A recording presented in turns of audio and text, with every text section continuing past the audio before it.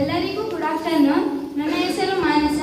ನಾನು ನವೀನ್ ಕಿಲಾರಟ್ಟಿ ಸರ್ ಅವರಿಂದ ಕಲ್ತಿದ್ದೇನು ಅಂತಂದ್ರೆ ಅವ್ರು ಅಷ್ಟೊಂದು ಹೇಳವ್ರೆ, ಆದರೆ ನಾನು ಅಷ್ಟು ಹೇಳಕ್ಕಾಗಲ್ಲ.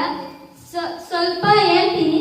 ಅವರು ಯಾರಿಗೋಸ್ಕರನೂ ನಾವು ಬದುಕಬಾರ್ದು, ನಮ್ಮ ತಂದೆ ತಾಯಿಗೋಸ್ಕರ ನಾವು ಬದುಕಬೇಕು, ಓದಬೇಕು. ಅವ್ರ ಕಷ್ಟಗಳನ್ನ ಒಂದು ಸ್ವಲ್ಪ ನೆನ್ಪು ಮಾಡ್ಕೊಂಡು ನಾವು ಓದಕ್ಕೆ ಕೂತ್ಕೊಬೇಕು.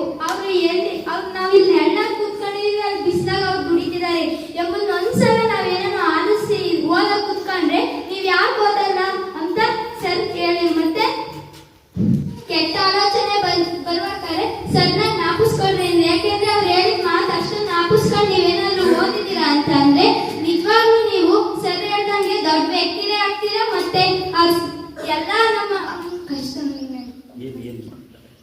ಸರ್, ನಮ್ಮ ರೈತರು ಅವರು ಕಷ್ಟಪಟ್ಟು ನಮ್ಮನ್ನು ಇಲ್ಲಿಗೆ ಸೇರಿಸಿದ್ದಾರೆ.